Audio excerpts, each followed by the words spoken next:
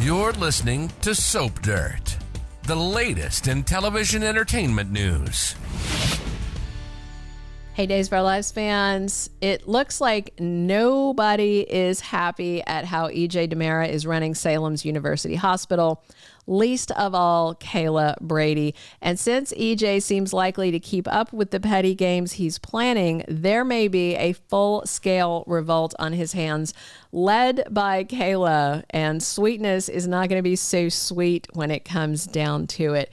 It's Belinda from Soap Dirt, and we're going to dive into whether it'll be EJ's cheapskate ways or the distraction of Johnny's trial that leads to his downfall in running University Hospital. Hit that like and subscribe if you haven't already, and let's dive into it. So Kayla was just telling Steve that EJ's cost-cutting measures at the hospital have everybody up in arms and wondering what's the next inconvenience for the staff and also for the patients. She warned Stephanie about EJ too, but it's too late. He owns the hospital and Stephanie took that job. But it's going to take a lot more than just a little PR work from Kayla's daughter to clean up the mess that EJ is making. I mean, honestly, it was probably have been a lot easier on this staff if Xander Kiriakis had won the vote.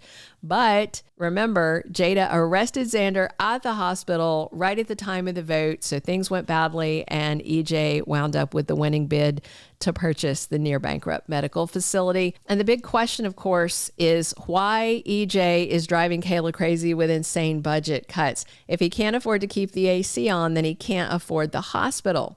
And Rafe and Cat were talking about the mystery of why EJ even wanted the hospital, because it's a losing proposition financially, and any money from Versavix is years away from coming in.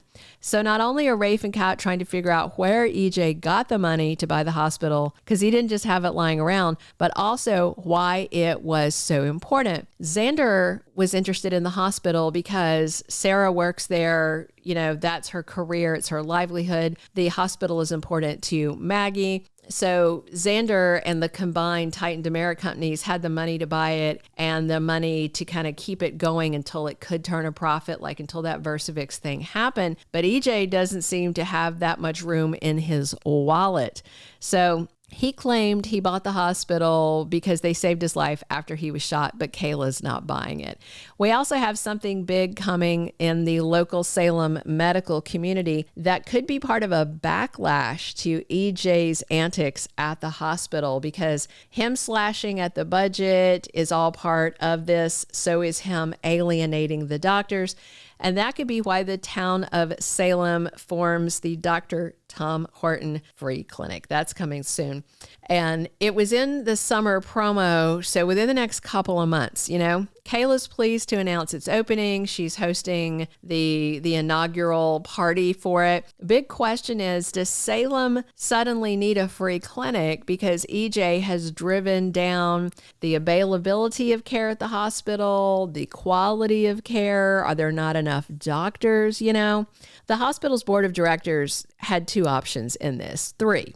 They could just go completely bankrupt and let the hospital close, or see it sold to Xander Kiriakis, or see it sold to EJ DiMera. And Xander was in the lead because he's married to a doctor, Sarah Horton. They were still together then, and Maggie, his mother-in-law, also had a vote.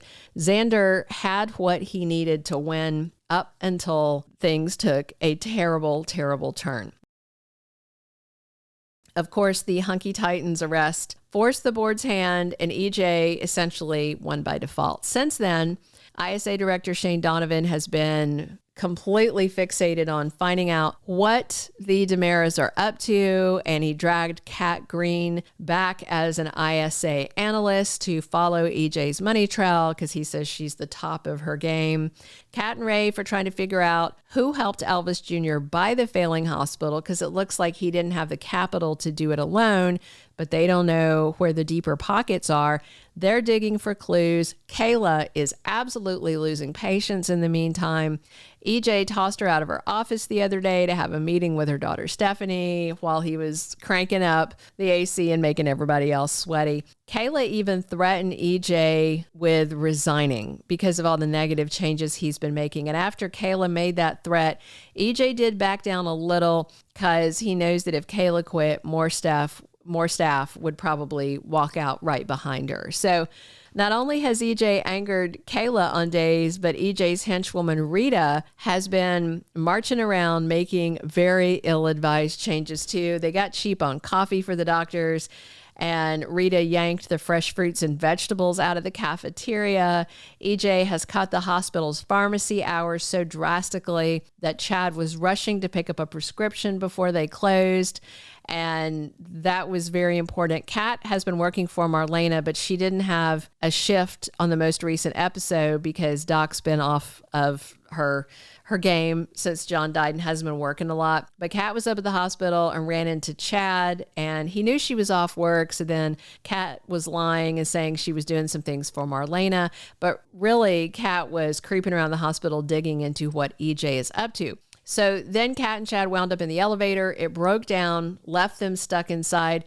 It looks like it might have been the same elevator shaft and same elevator that was out of order when they were filming Body and Soul. And if you remember, Crazy Whitley King tampered with the elevator and nearly killed Bonnie. This time, though, it seems like EJ's budget cuts may have affected elevator maintenance and actually put his brother at risk.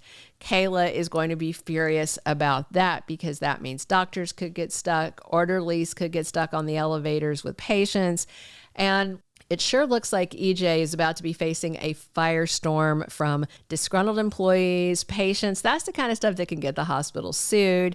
And Johnny's trial is eating up most of EJ's attention. So it seems like he's letting Rita run amok and just terrorize everybody in the sake of slashing expenses. So with EJ not paying attention, there may be an uprising behind his back, possibly spearheaded by Chief of Staff Kayla Brady, who hates him. And she seems to be a driving force behind the whole founding of the Tom Horton Free Clinic. It will be later this summer or possibly early fall when Kayla announces the grand opening of the Dr. Tom Horton Free Clinic in front of family, friends, and colleagues. And the big question is whether doctors are going to be leaving University Hospital and bail on EJ and head over to the Horton Clinic instead.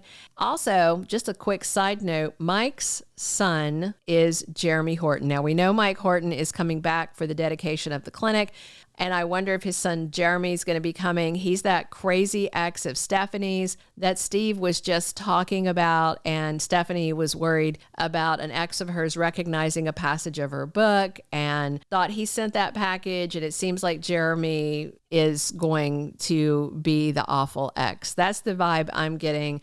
Her other awful ex, Everett, is dead, so it seems like Jeremy is the top contender. And the bottom line, EJ's poking a stick into a hornet's nest at University Hospital, and he might get stung soon by Kayla. Thank you for being a loyal listener. Follow us wherever you get your podcast, because you don't want to miss the next episode. Soap Dirt is on all the major podcast platforms, including Apple Podcast, Spotify, iHeartRadio, and more.